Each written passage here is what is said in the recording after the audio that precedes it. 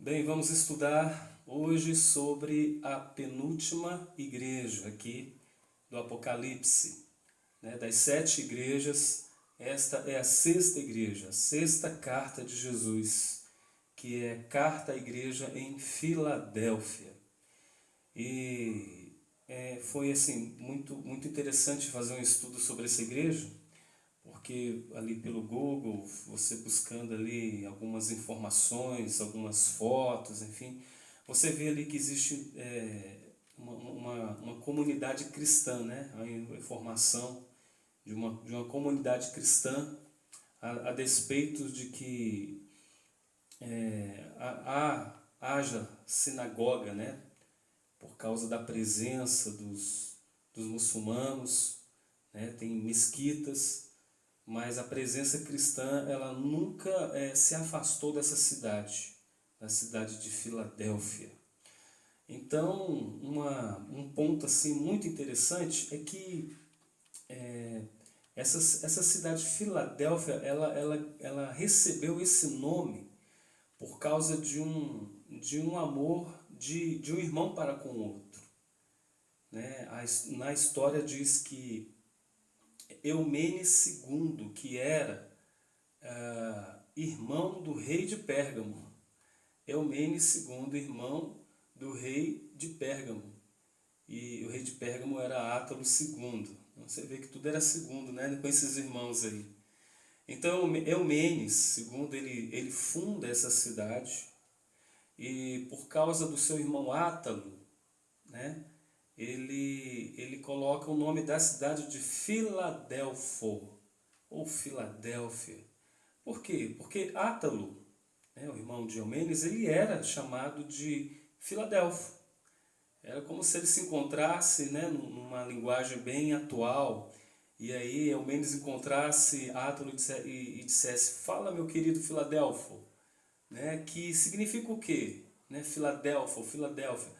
Era aquela pessoa generosa, aquele amigaço, na linguagem de hoje, né, aquele brother, aquele irmão mesmo verdadeiro, um cara assim bem solidário. Aí Eumenes, ele funda a cidade e coloca o nome, né, do irmão dele, em homenagem ao irmão dele. Então a cidade, a história da cidade de Filadélfia carrega, né, essa mensagem, carrega esse significado, né, desse elo de amor entre dois irmãos, que é Átalo e Eumenes. E era uma cidade que havia também o culto ao imperador, né? Havia esse culto, né? E um dos deuses que era celebrado, né, na cidade de Filadélfia era Dionísio. E aí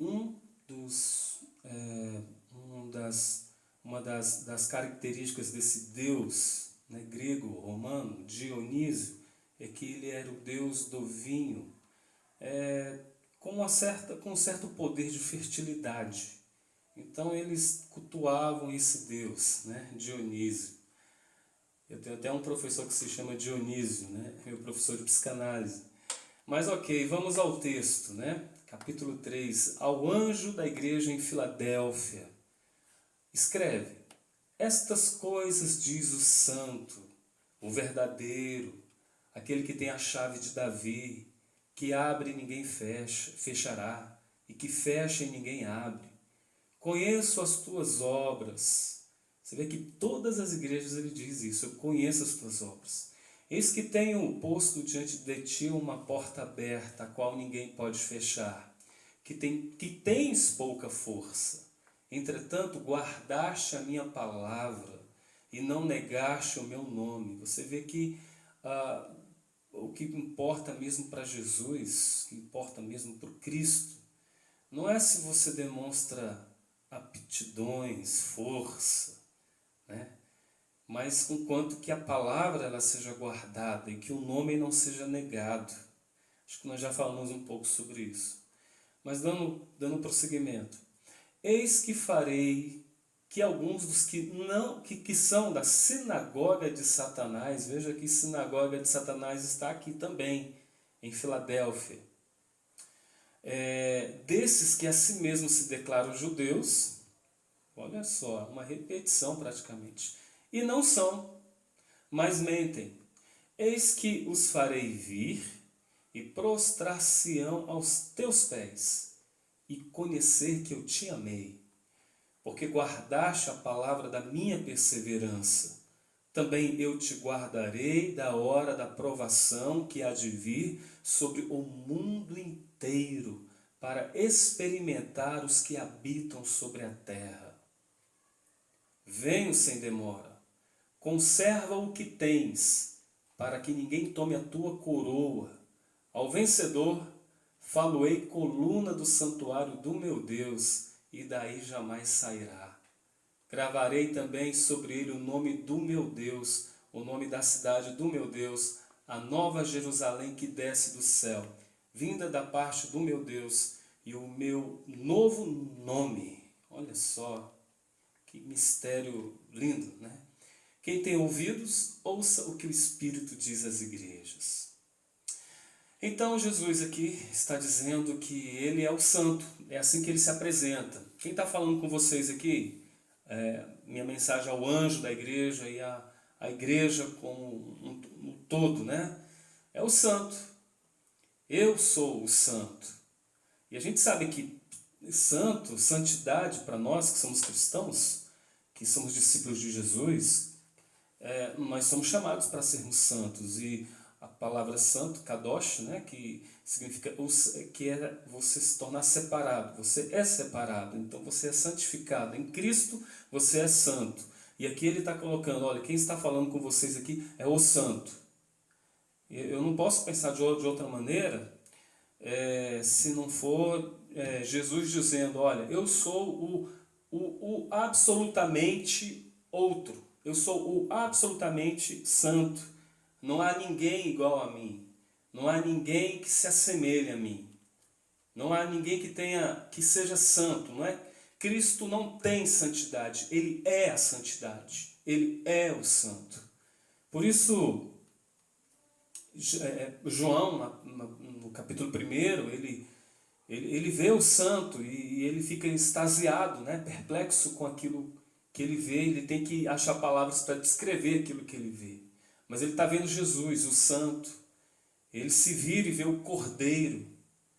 Aliás, a gente só pode ver, a gente só pode discernir Deus, Deus eterno, o Deus poderoso, o Deus santo, o Deus invisível, o Deus que criou todas as coisas e o Deus que amou o mundo de tal maneira. Nós só podemos vê-lo e discerni-lo em Cristo.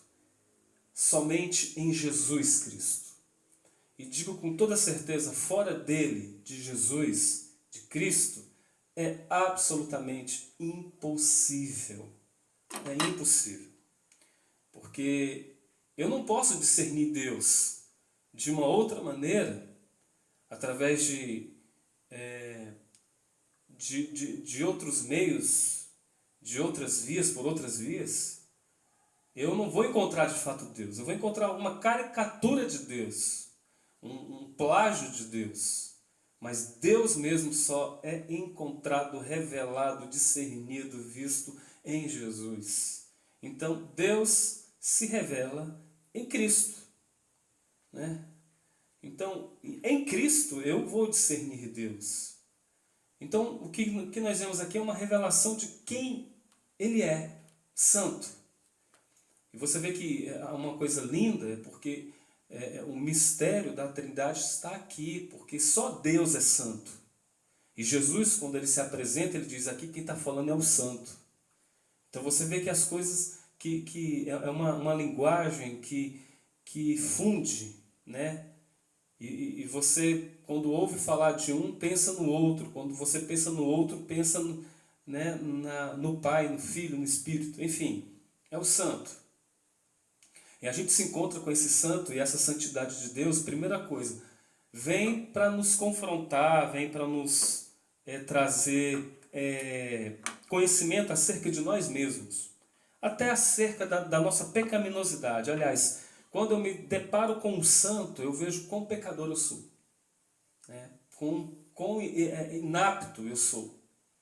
Mas esse santo decidiu me amar, decidiu nos amar, decidiu fazer do vaso de barro que somos nós um vaso novo, para que nós sejamos a habitação da sua presença. Então é coisa de Deus mesmo. Não é coisa de louco, não. É coisa de Deus. É loucura para aqueles que não conhecem a Deus. Pois bem, queridos, aí está aqui, eu sou o santo, né? E mais que isso, eu sou o verdadeiro. Eu sou o verdadeiro. Porque a palavra, a Escritura, mostra claramente que Deus, Ele é verdade. Que Ele é verdadeiro. Que Deus ama a verdade no íntimo. Que aqueles que o adoram em espírito e em verdade. O que significa verdade? O que significa verdade? Significa que não há fingimento, que não há falsidade, que não há duas palavras. E ele está falando, eu sou o verdadeiro. Eu sou confiável. Eu mantenho a minha palavra, cumpro. Eu não minto.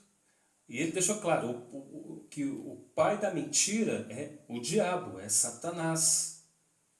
Agora, esse que é santo, esse que é verdadeiro, é com essas credenciais que ele se apresenta a essa igreja.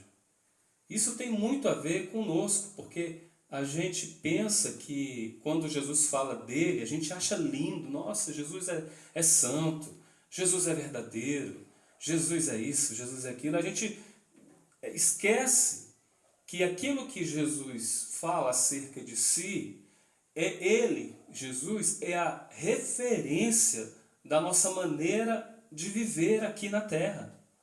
Então eu não celebro apenas a santidade de Jesus, mas eu quero ser santo também.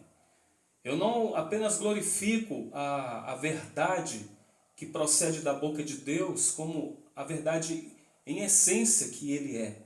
Mas isso provoca em mim um desejo coerente de ser verdadeiro nas minhas ações. Então, essa é uma apresentação fantástica, que tem um peso, que tem uma verdade mesmo, que a gente precisa compreender em nome de Jesus.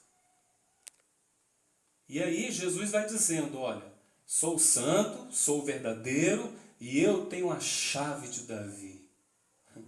A chave de Davi está nas minhas mãos, eu tenho.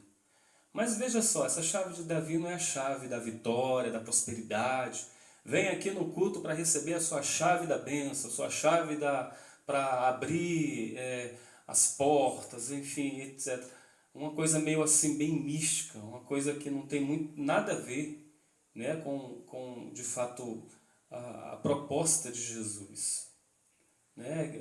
O que significa essa chave? O que a gente pode pensar? Vejamos que essa igreja era uma igreja, era uma igreja que não tinha tanta expressão, por assim dizer. Era uma igreja fraca, uma igreja pequena, era uma igreja que não tinha força. Jesus diz aqui, você, Filadélfia, você não tem força, eu vejo que você está perdendo a força. Você tem uma fraqueza, vocês estão se enfraquecendo. Mas a fraqueza deles não tinha nada a ver com um conluio, aproximação com o pecado, com aquilo que trazia ira do Senhor. Não, de maneira alguma. Vocês estão ficando fracos, mas eu vejo que vocês estão se mantendo fiel na fé, fiel com a minha palavra. Vocês não estão negociando a palavra, vocês não estão se pervertendo no caminho. Vocês estão mantendo a integridade do coração de vocês. O desejo de vocês é caminhar com um coração humilde e quebrantado. Aí é para essa igreja que Jesus se apresenta. Eu sou santo, eu sou verdadeiro, eu tenho a chave de Davi, porque ninguém abre e ninguém fecha. Aquilo que eu abrir, ninguém fecha. Aquilo que eu fechar, ninguém vai abrir. Né? E essa mensagem é para o pequeno, para esse que está sem força, mas ao mesmo tempo fiel, né? Então nós vemos que ele tem a chave de Davi.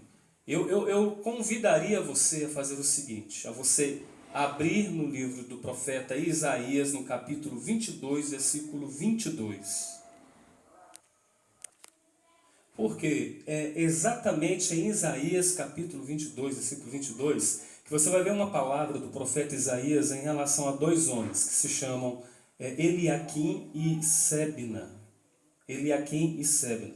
E o que diz aqui, gente, nesse texto de Isaías? Diz que Sebna era o administrador dos tesouros lá da casa de Davi. Era ele quem gerenciava, quem cuidava dos tesouros da casa de Davi.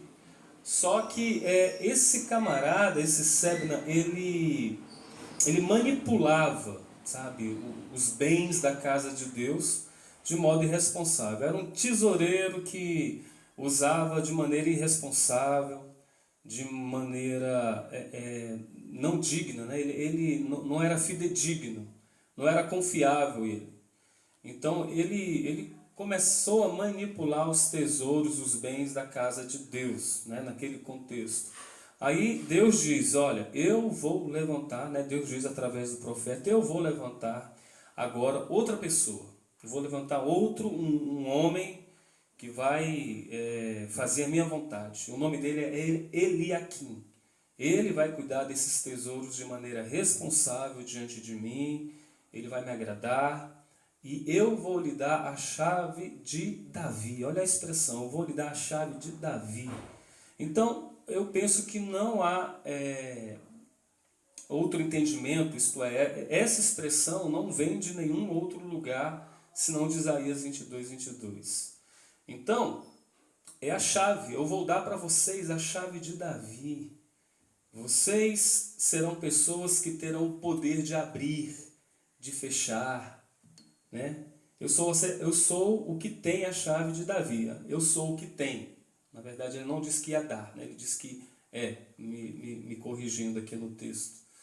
Então, eu acho isso muito importante, porque Jesus está dizendo para essa igreja, olha, não se preocupem, porque quem fecha sou eu. Quem tem o poder de abrir sou eu. Nenhum ser humano na face da terra, nenhum imperador, nenhuma potestade humana vai ter o poder de decretar sobre vocês o que é e o que não é. O que se inicia ou o que se finaliza. O que se abre ou o que se fecha, de maneira alguma.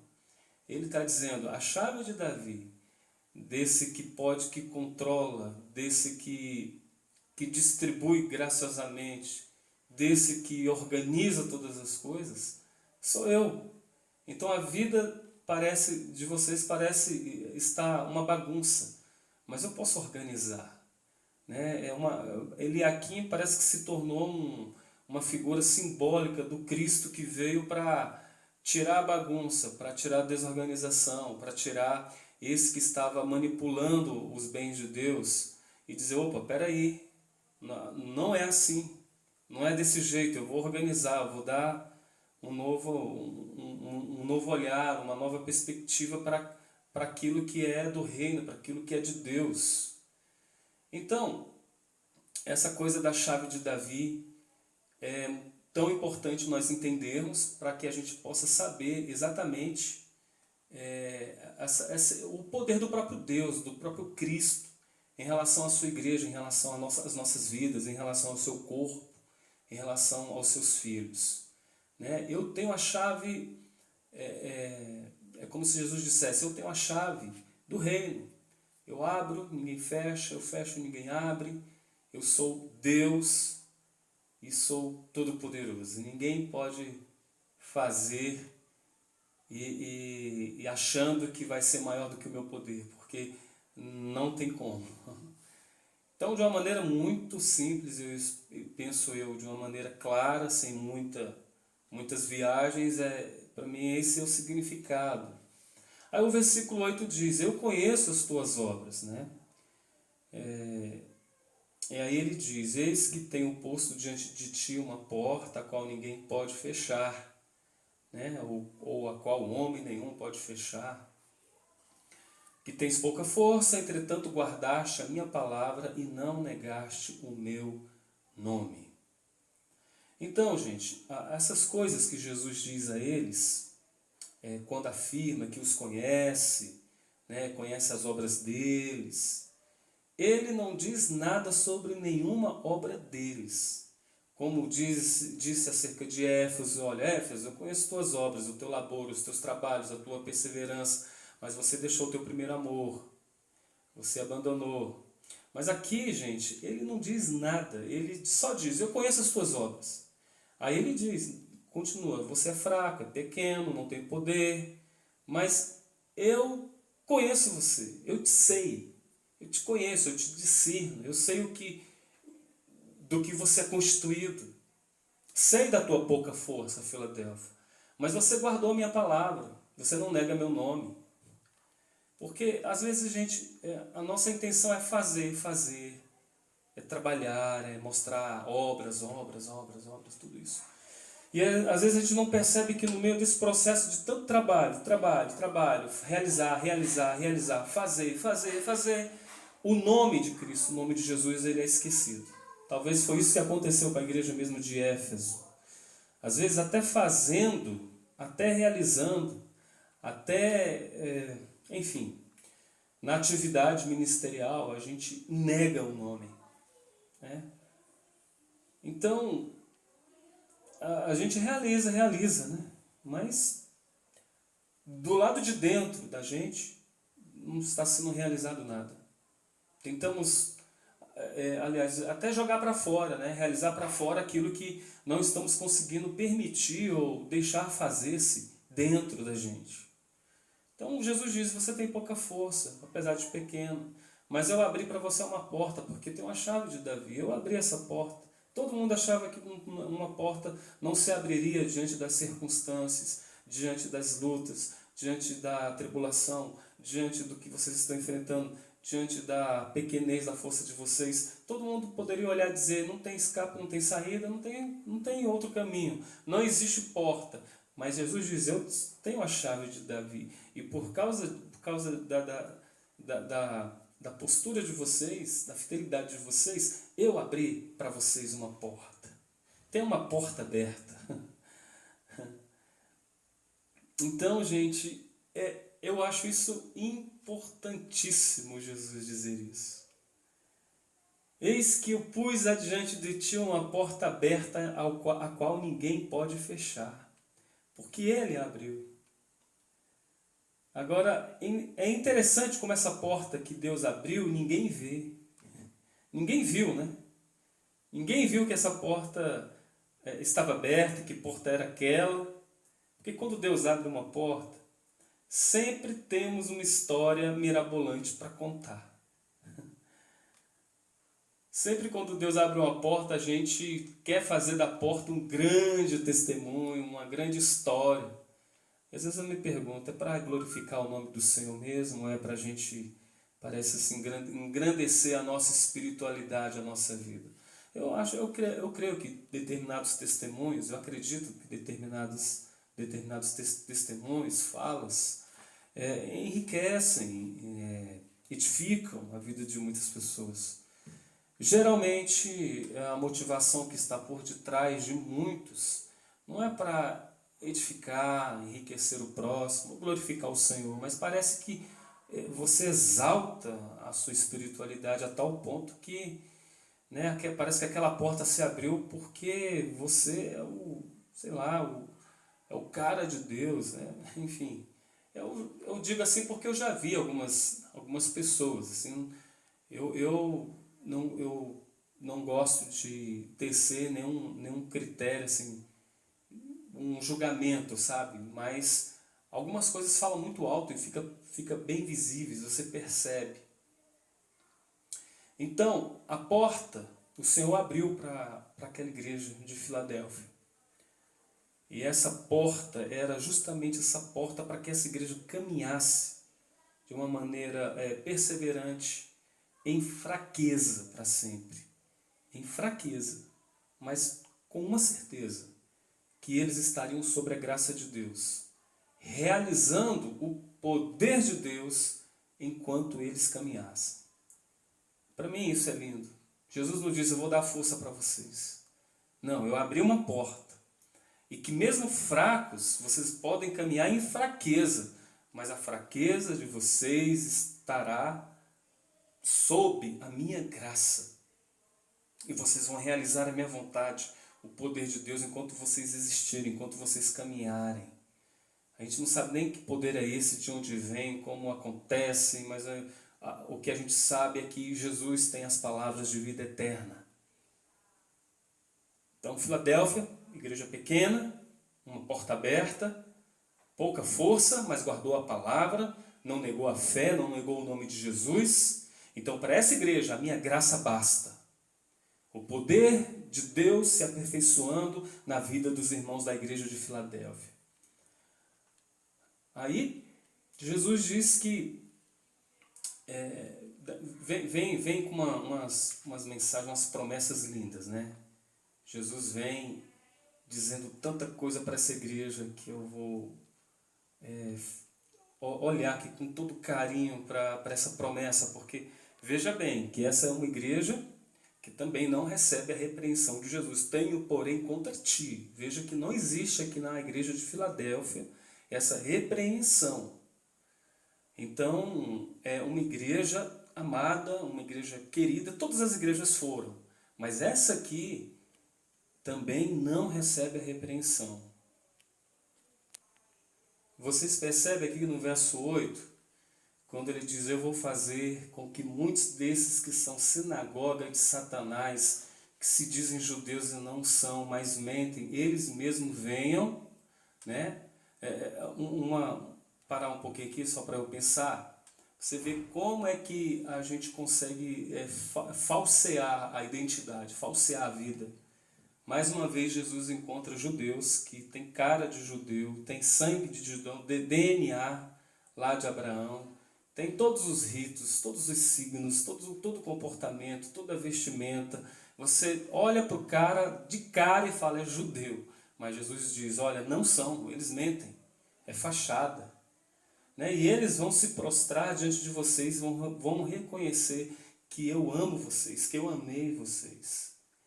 Aí o cara já... Esse é um texto que a gente tem que ter todo cuidado, porque senão a gente fica jactancioso, achando, nossa, tá vendo?